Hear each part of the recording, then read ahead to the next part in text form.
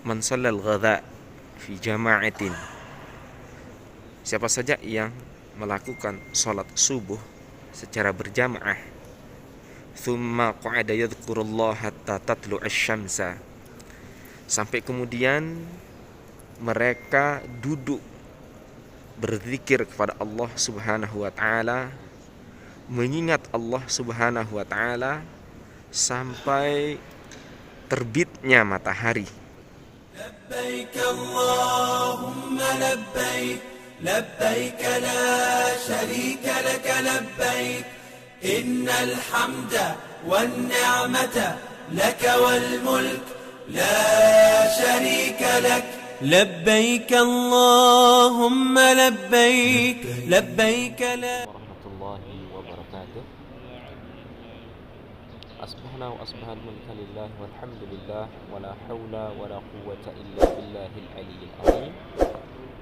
Alhamdulillah, kawan dan hasak dimanapun anda berada, pagi ini setelah sholat subuh saya coba berdiam di Masjid Nabawi Asy-Syarif. Hampir 50 menit saya sudah duduk di Masjid Nabawi Asy-Syarif. Terlihat di samping kiri kanan saya begitu banyaknya para jamaah kemudian yang tidak langsung keluar, kecuali beliau-beliau ini kemudian menunggu waktu yang disebut dengan nama waktu syuruk. Apa sih kelebihan dari waktu syuruk? Kemudian sambil kita mengitari siapa saja atau ada berapa orang kemudian yang menunggu waktu syuruk di Masjid Nabawi Asy-Syarif. Terus channel Raden Sasak, dukung channel ini dengan kita sama-sama subscribe, sama-sama kita sebarkan syiar tentang kelebihan dua tanah haram, baik kota Makkah ataupun Madinatul Nabawiyah. Akan banyak informasi dan edukasi yang akan kita upload dalam konten-konten bermanfaat insyaallah. Ikuti video ini, terima kasih. Posisi saya saat ini persis berada di tengah-tengah Masjid Nabawi Asy-Syarif. Terlihat di depan sana, kalau saya ambil lurus sampai ke ujung sana, itu adalah Raudhah Al-Mutahharah. Di situ adalah kubah hijau, rumah dari baginda Nabi Sallallahu Alaihi Wasallam atau Hujratu Aisyah, yang kemudian di tempat itulah beliau dimakamkan. Kita lihat hampir sebagian besar dari para jamaah yang saat ini duduk membaca Al-Quran dan berzikir, menunggu satu waktu yang disebut dengan nama waktu syuruk. Waktu yang ketika matahari terbit, pada saat itu kemudian ada satu syariat yang disampaikan oleh baginda Nabi Sallallahu Alaihi Wasallam.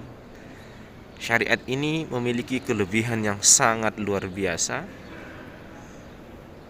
Kita bisa melihat atau mendengar atau mengambil manfaat dari satu hadis yang disampaikan oleh baginda Nabi Sallallahu Alaihi Wasallam. Adapun sabda baginda Nabi Sallallahu Alaihi Wasallam berkenaan dengan sholat syuruk ini, man shallal ghadha fi jama'atin. Siapa saja yang melakukan sholat subuh secara berjamaah, thumma qa'ada yadhkurullah hatta tatlu'asy syamsa, sampai kemudian mereka duduk berzikir kepada Allah Subhanahu wa taala, mengingat Allah Subhanahu wa taala sampai terbitnya matahari. Tsumma shalla rak'ataini kanat lahu ka'ajril hajjatin wa umratin tammatin tammah. Setelah mereka melakukan atau kemudian mereka melakukan sholat 2 rakaat,